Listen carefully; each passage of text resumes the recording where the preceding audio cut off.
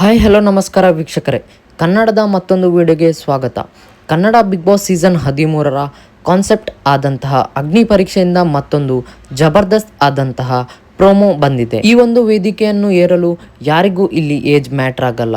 ಈ ರೀತಿಯಾಗಿ 72 ವರ್ಷದ ಒಂದು ಅಜ್ಜಿಯು ಸ್ಪರ್ಧಿಯಾಗಿ ಕಾಣಿಸಿಕೊಂಡಿದ್ದಾರೆ. ಈ ಒಂದು ವೇದಿಕೆಗೆ 72 ವಯಸ್ಸಿನಲ್ಲೂ ಅಜ್ಜಿ ಬಂದಿದ್ದಾರೆ. ಇವರಿಗಿಂತ ನಾವೇನು ಕಮ್ಮಿ ಇಲ್ಲ ಎಂದು ಮತ್ತೆ 20 ವರ್ಷದ ಕುಮಾರಿ ಎಂಬ ಹುಡುಗಿಯು ಕೂಡ ಬಂದಿದ್ದಾರೆ. ವಿಭಿನ್ನ ರೀತಿಯಲ್ಲಿ ಎಂಟ್ರಿ ಆಗುತ್ತಾ ಜಬರ್ದಸ್ತ್ ಆಗಿ ಮತ್ತೊಂದು ಡೈಲಾಗ್ ಕೂಡ ಹೊಡೆಯುತ್ತಾರೆ. ಛೋಟಾ ಪ್ಯಾಕೆಟ್ ಡಬಲ್ ಧಮಾಕ ಎನ್ನುವ ಮೂಲಕ ಸಂಗೀತ ಶೃಂಗೇರಿಯವರ ಮನಸ್ಸನ್ನು ಕೂಡ ಇವರು ಗೆಲ್ಲುತ್ತಾರೆ.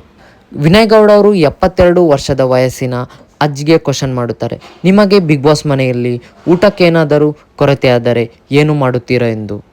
ನಾನು ಹೋಗಿ ತೊಡೆ ತಟ್ಟಿ ಅಲ್ಲಿ ಗೇಮ್ ಆಡುತ್ತೇನೆ ಎಂದು ಅಜ್ಜಿಯು ಹೇಳುತ್ತಾರೆ. ನೋಡಿದ್ರಲ್ಲ ವೀಕ್ಷಕರೇ, ಇದು ಮತ್ತೊಂದು ಪ್ರೋಮೋದ ಅಪ್ಡೇಟ್ ಆಗಿದ್ದು ಮುಂದಿನ ಅಪ್ಡೇಟ್ಗಳಿಗಾಗಿ ನಮ್ಮ ಪೇಜನ್ನು ಸಬ್ಸ್ಕ್ರೈಬ್ ಮಾಡಿಕೊಳ್ಳಿ.